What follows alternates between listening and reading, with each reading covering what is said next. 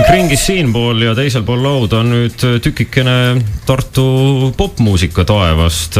Lost Paranoiast, tere hommikust. Ma tõesti palun teil ennast nüüd ise ka lähemalt tutvustada, sest kui mu mälu ei peta, siis kuu või paari eest käisite te siin natukene teises esinduses, et teil on õnneks bändiliikmeid nii palju, et ükskord saavad ühed tulla ja siis teinekord tulevad teised. Kes siis täna?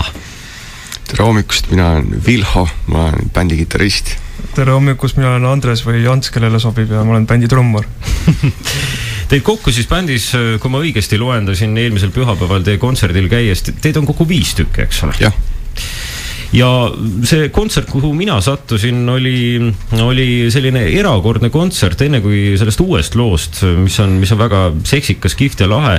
Tahakski rääkida esinemistest, et tudengipäevade raames Tartu Ülikooli botaanika aias nägin mina ja veel paljud teised tartlased teid. Ja see olustik oli päris huvitav.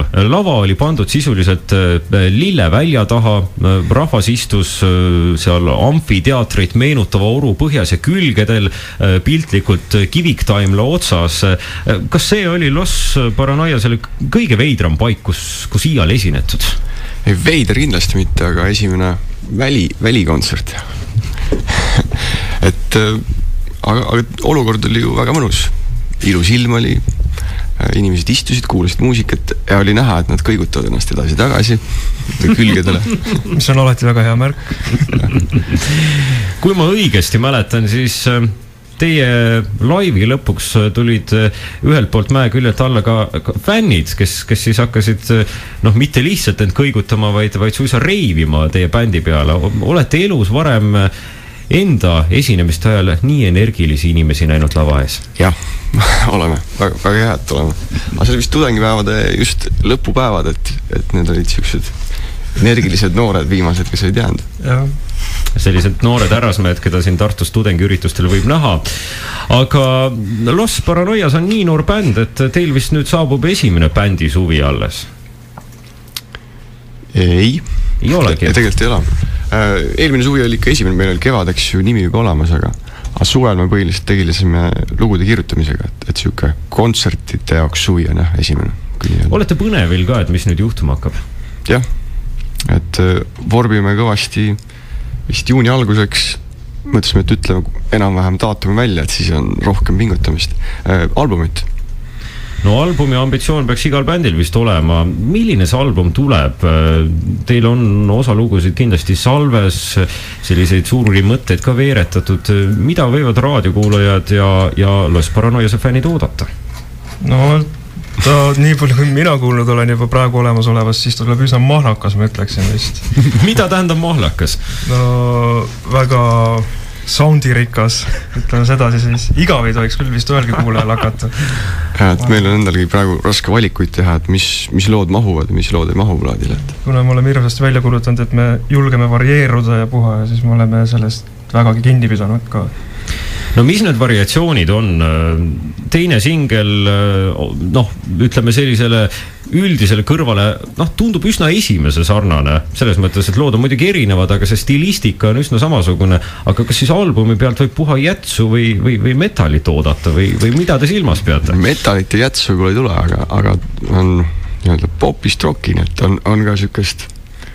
On ka sellist, kus saavad romantikud teineteist lähemini tundnud pidal seal lugude saatel. Jah, et kui see läheb ihu imelikuks või kus tuleb pisar silma või siis on kerge country hõngs juures. Kusjuures country, mulle tundub, on viimasel ajal mõneti end rehabiliteerinud. Minul on palju südamevalu põhjustanud see, et countryt kuidagi nagu alahinnatakse või ei osata vääriliselt hinnata. See võib olla see, et seda seostatakse selle šlaagri ja süldimuusikaga, aga tegelikult see country on ju, see tõeline country on ikka hoopis midagi muud. Midagi väga head tegelikult. Jah, et tõeline country on ikka ägedam. Kusjuures üks bändidest, kellega te seal samas botaanikaaias üles astusite ja paar päeva hiljem ka Volbriööl, Tenfold Rabbit, nemad ka nagu üsna avalikult tunnistavad, et neil on ka siuke kerge country lembus ikkagi sees ju. Jah, see tegelikult rockmuusika on ju väga otsene country järeltulija. Lisaks bluesist ja kõigest muust, aga ka country on seal sees, nii et sinna vastu sa ei saa mitte kuidagi. Rockmuusika on country lärmakas poeg. Jah. esinesite muuhulgas nüüd Volbri ööl sellises kohas, nagu seda on korporatsioon Rotalia, kui Tartu Ülikooli botaanikaaias oli küllap ka huvitav esineda, siis Rotalia pidu risti vastupidine. Tubane kontsert, koha peal oli sadu inimesi, kes oli end pidu rõivasse ehitud. Mis mulje selline ülesastumine teile jättis? See jättis ka väga positiivse, et rahvas oli täis energiat, kuigi öö oli siis kella 2 paiku hiljem ja pärast veel hiljem. Isegi teise seti aeg, mis hakkas kella 3:30 vist, oli tegelikult täiesti, saalis oli rahvas päris palju ja enamus neist õõtsusid. Mis läbi hästi. Jah, see oli hästi. No inimestel olid pintsakud seljas, igasugused uhked peokleedid, asjad. Võib-olla see nagu ka pärssis liikumist või vastupidi? Ei, absoluutselt mitte. See ei ole kunagi takistus, et ikkagi Volbri öö.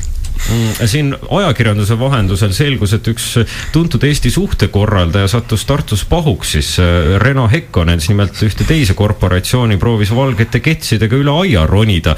Tal oli see pintsaku värk natukene vastumeelt. Kas teie ka nüüd Rotalias üles astudes olite ka sunnitud end ikkagi kurguni lipsustama ja pintsaku selga ajama? Ei, alguses ma pidin ikka ütlema, et ma olen bändist, et siis sain sisse. Muidu ei lubatud? Ei oleks lubatud, aga... Okei, albumi plaanidest oleme rääkinud, uus singel ka maitseelamuste tekitamiseks on laiali paisatud pala pealkirjaga Läbi tantsu, läbi elu. Mida see tähendab? Helena saatis meile, lauljatar saatis sõnumi, et vaadake, et te räägite, millest see lugu räägib. See rääkis siis... lantimisest. Jah, lantimislugu pidi olema, et kõikidele tantsulembelistele inimestele pühendatud. Kas see nüüd päris elul põhinev? Kardan küll, jah. Ega tea midagi, jah. Äkki on küll. Kuidas teil, härrasmehed, endil viimasel ajal lantimisega on? Et kui teed loo lantimisest, olete siis ise ka suured praktikud? Siin ei tohi valesid asju öelda. Kes teab, kes raadio juures on kuulanud? Jah, et jah, iga päev on erinev ikkagi ja uus. Kellel on, kellel ei ole, võtaks omalt poolt nii. Selge pilt. Fännid, võtke siis teadmiseks ükskõik, mis pidi siis seda ka võtta annab. Läbi tantsu, läbi elu on see pala, mille me kohe mängima paneme. Kiiresti veel küsimus video kohta ka. Te nüüd tegite sellelegi singlile video. Esimene video oli täis animatsioon, ütleme, või siis plastiliinist tehtud nukkudest. Riidist. Vot ei oska siin raadiotöötaja on elukauge inimene, ega tema materialeerista. Aga nüüd uuele singlile tehtud video, seal on ka päris inimesi näha, et kas nüüd nagu 3. singli video tuleb selline, kus nagu seda, ütleme, animatsiooni või nukufilmi poolt üldse enam ei ole ja ongi ainult bänd või kuidas see loogika teie videote puhul liigub?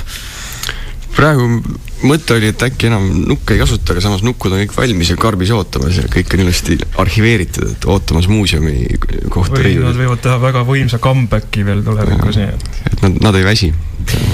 Loodame, et Los Paranoias ka ei väsi. Suured tänud härrasmeestele rääkimast, mis Los Paranoiasel teoksil on. Lugu ka Läbi tantsu, läbi elu kõlab nüüd, kui kell saanud 33 minutit 10 läbi raadioks Ring FM ja otse loomulikult head muusikat nii Tartumaist, Eestimaist kui ka välismaist meie eetrist kuuleb 20 ja 4 tundi ööpäevas.